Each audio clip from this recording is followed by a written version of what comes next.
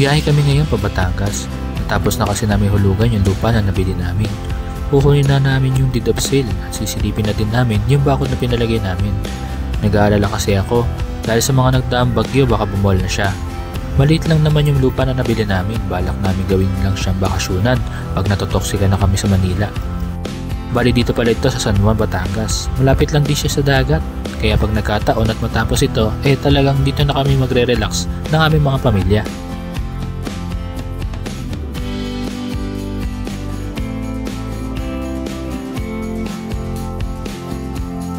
Narating din namin ang Hacienda de Balay. Hindi ko in-expect na ganito makikita ko. Matataas na damo at halaman. Tinababa ko muna si Clara sa motor. Itatry ko kasi kung makakadaan kami pupunta doon sa lote namin. Baka kasi wala nang madaanan.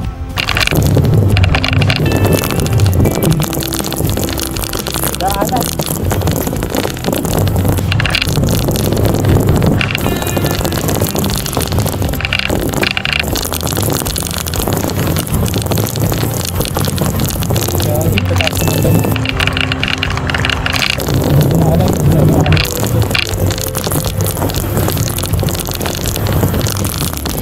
Kailangan buti naman tuyo.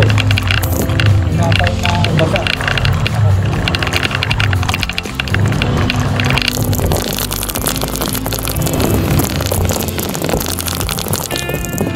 Ano ba? Ay, yun. Nakatawid dito yung amin. Kanya lang. May mga damo na siya eh. Ay, yung amin.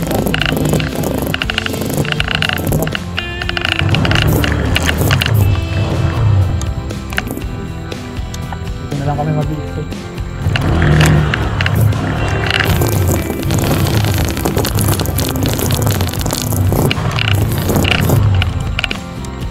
Dito namin doon.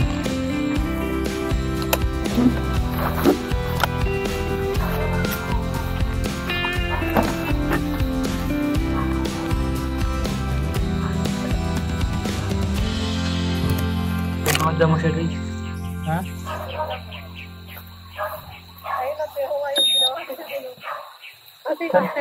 Ayun yung bahay eh. Ayun yung ate? Yung bahay doon? Hindi, ayun yung bahay. Hanapin ko. Dito ka, upo ka dun oh. Ito na yung tsura niya guys oh. Tumakas yung mga damo. Doon pa tayo. Saan? Bahay na doon din. Dito ba tayo? Oo, dito tayo. Siguro kailangan hanapin ko siya ng drone. Ha? Hindi, dito tayo ni. Kasi ito yung bahay oh. Sa likod natin. Ito. Ito. Yung katabi nito. Dito ang daan. Nakita ko na siya guys. Ha? Nakita ko na siya. Ayun siya oh. Ha? Ito. Oo.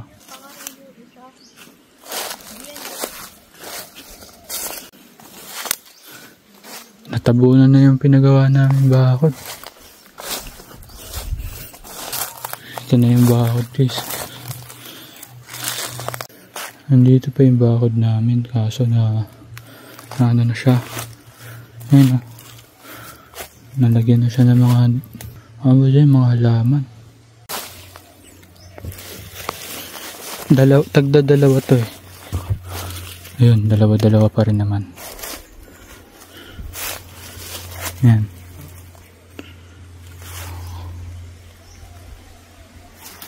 Hindi ko na makikita kung okay pa doon sa loob.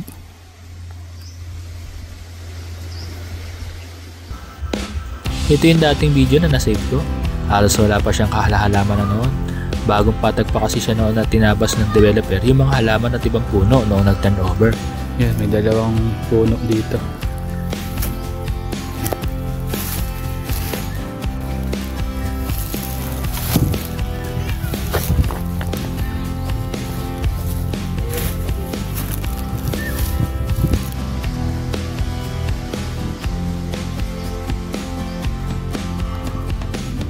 Hindi ko alam kung okay pa yung sa likod na ano. Nabago eh. Hindi naman ako makaikot oh. Paano mo naman kasi ikutin yun? Baka mamaya matuklaw pa tayo. Tapos ito na yung lupa. Mula doon. Dito. Halos 8 months din nakalipas noong huli namin punta dito. Yung dating puro lupa at alikabok, puro halaman na. Nakakatakot lang baka kasi may naninirahan na. Matuklaw pa ako.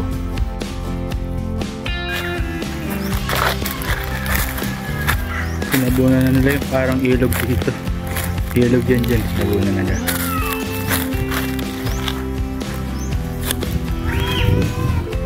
Try kong pumunta sa kabilang sulok. Ayan, yung kabila. Kabila niya. Yan, yung taas na yun, yung pinakakanto. Gandito. Ano ako mapupuntahan yan? Sasalubungan.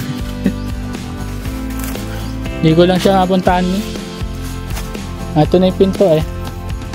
Yun, nakatayo pa rin naman pala siya. Ayun o. Doble pa rin nata siya.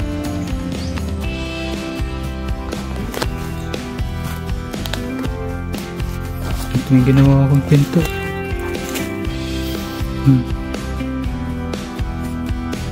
Ito yung pinto na ginawa ko.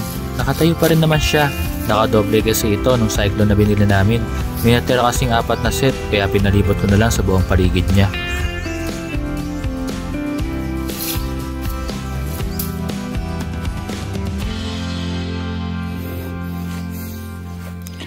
Ako ngayon doon.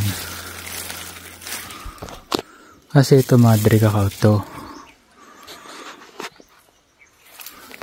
Mukhang namunga naman yung mga ano. Madre kakao. Parang nagkaugat na siya. O gumapang lang to.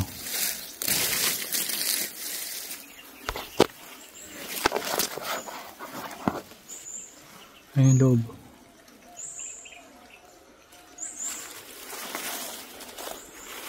Wait na ako.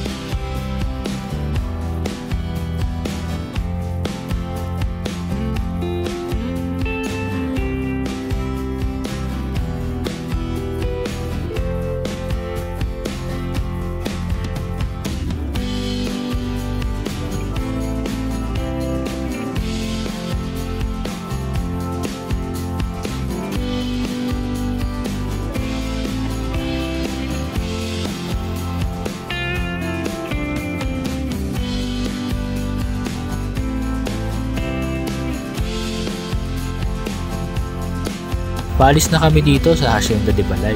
Hindi na muna kami uuwi. Maghahanap kami ng resort na malapit at mag-overnight kami rito. Bukas na namin balak umuwi para masulit naman namin yung punta namin dito sa Batangas.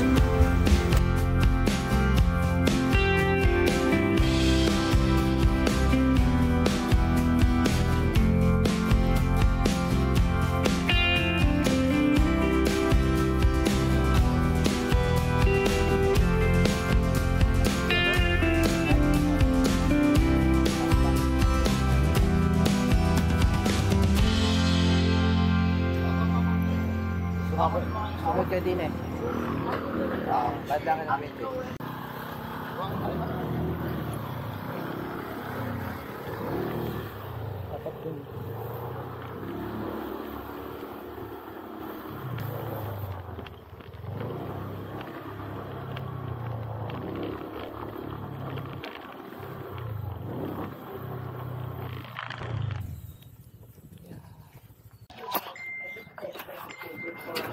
Wala pa, pero may nabibilang po tayong tubig. Yung galon po, 1,000.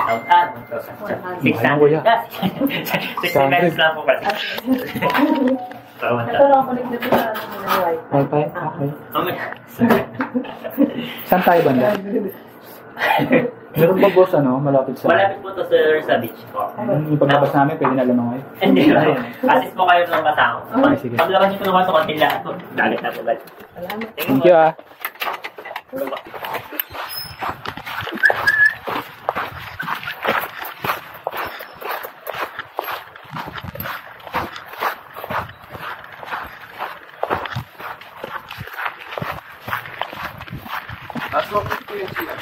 Kasi pa. Ay, may Ito po. Thank you po. Salamat kuya. Ito yung ihawan Meron pa silang parang terrace to, di ba? May lutuan pala dito. May lutuan, kawali, cooler. Sana may yelo. Walang yelo. Pero okay lang. May tangke basurahan, naksakan. Ayos no. Pan room. Malito yun. Wala tayong doon chinera. Gaga ka. Okay lang.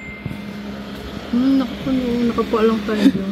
Nakalimutan na naman namin yung chinelas. May lamesa dito. Ito yung itsura ng pan room nila. Kasya naman kami dalawa dito.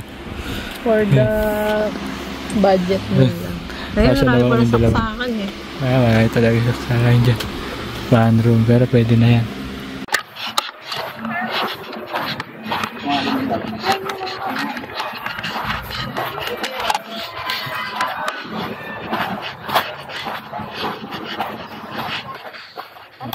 Tubig po. Ayun po kanya.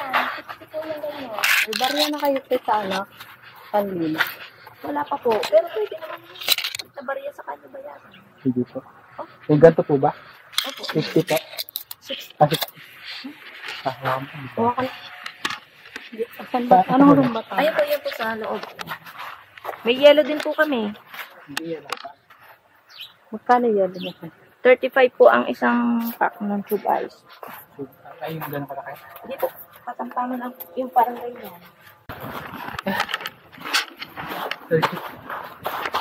Kere mo pa boy. Ha? Kere mo pa. Ayaw pa. Oo, dun pa yung sa unahan eh.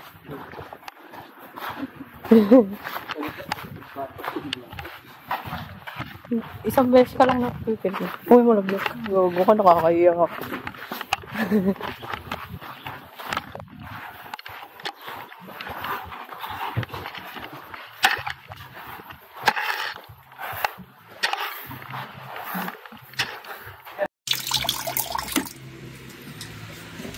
Bumili kami ng tubig, 60 pesos yan, ganyan kalaki.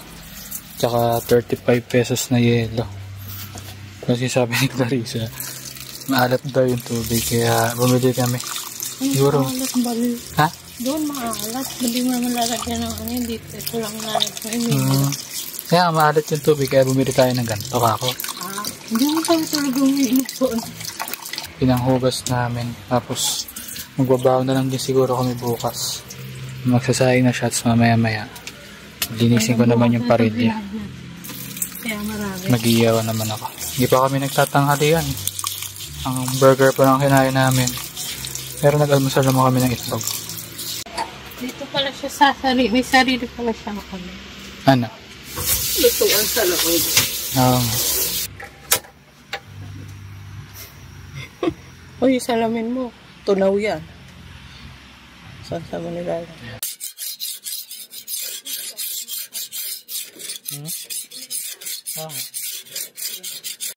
Ito yung mahirap pag yung parilya nakadikit.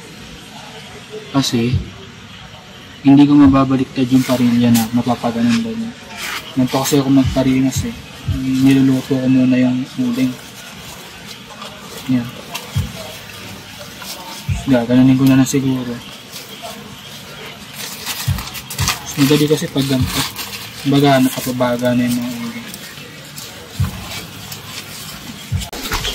Matindi.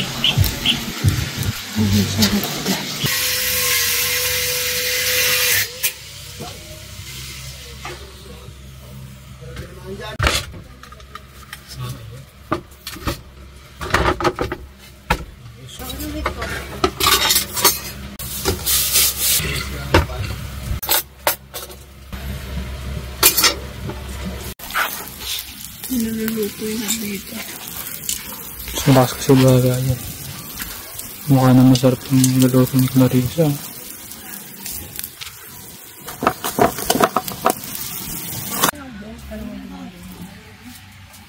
Nakaluto na kaming dalawa. Gugutom na kasi si Clarissa, wala pa kaming kain. Alas 4 na eh. Ayun yung iba oh. Ayan. Niyaya muna namin mag-uusok siya dyan. Hindi yan. May gumagawa doon sa likod. Kain muna kami.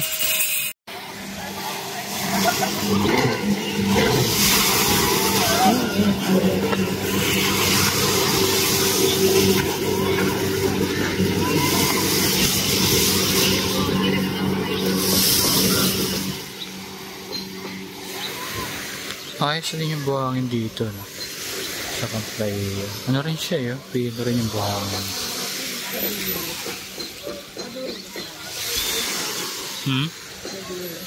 Ayaw nga na white dish na. White din siya, no? Camplay paggabi na. Si Clarissa, maara-ara pa. Maon na kami.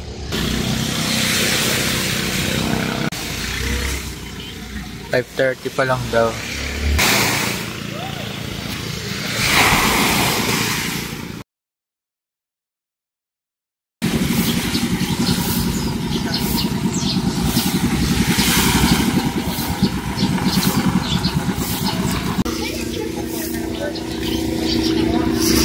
Dapat kanina pa kami nagito. Ay, mga huli yan. Ito mga maraming huli.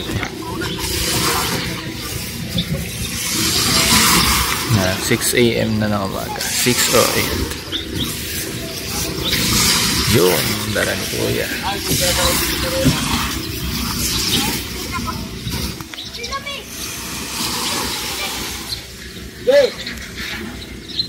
Ang laking posit to.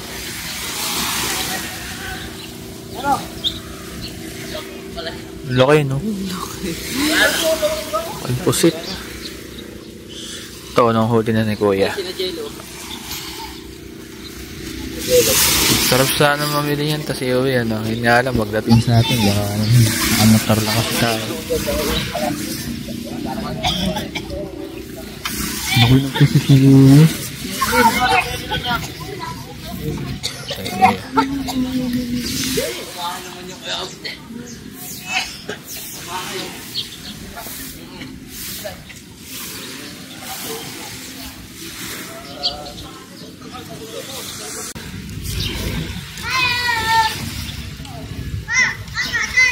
Wow, balena.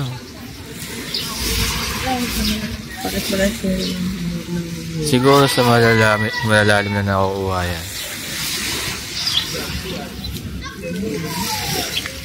Yung laki.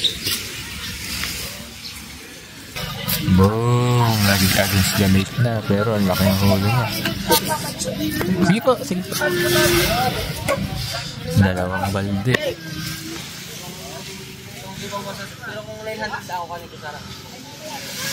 Baiso.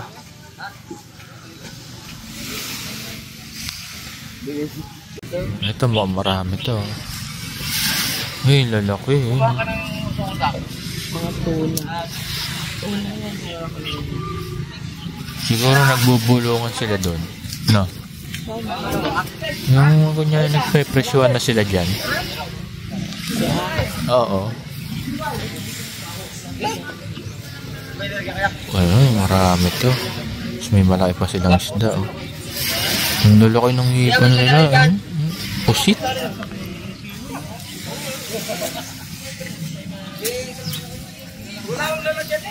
Grabe.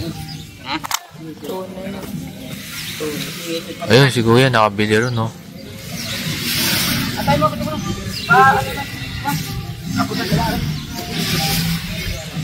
Mga tindahan.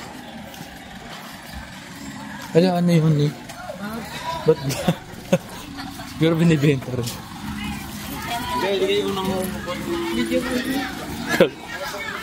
Ba't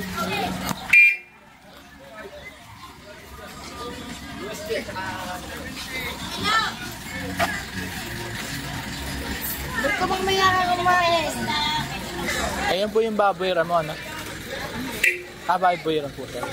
Magkano din siya? Black. Ang baboy naman may kain. Ilang taon na po siya? Isa. Laki niya.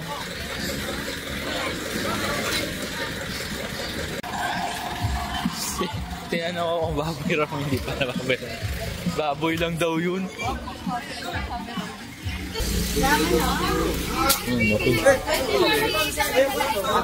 Nangangagot kaya ito. Ngayon, mag-itlog na lang tayo. Ayun o, itlog. Pwede ba apat na pera? Kalahating kilo. Mga 5 peraso yun. Yung ulam namin kasi kagabi, yung pork chop. Magising kami kanina, alas 3 aga namin natulog eh. Nagkaroon siya ng parang uod. Ganun mo talaga yun pagka iniyaw. Thank you po. Hindi ko alam kung na-open si ate kanina dun. Sinabi ko kasi baboy ramo. Hindi yan baboy ramo. Baboy yan. Lokal, hindi naman. Siguro, ano daw? Baboy? Oo. Kaya siya na-open.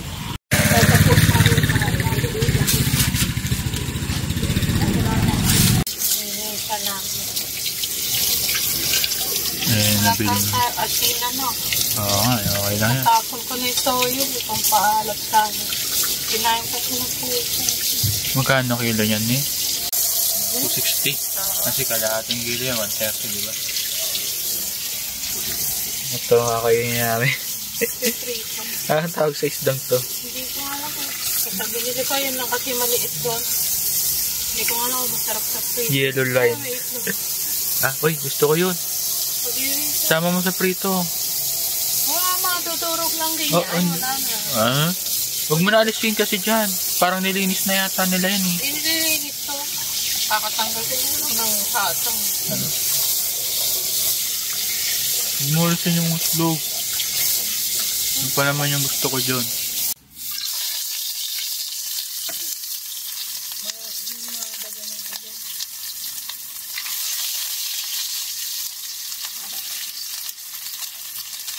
Yun yung maganda rito sa ano.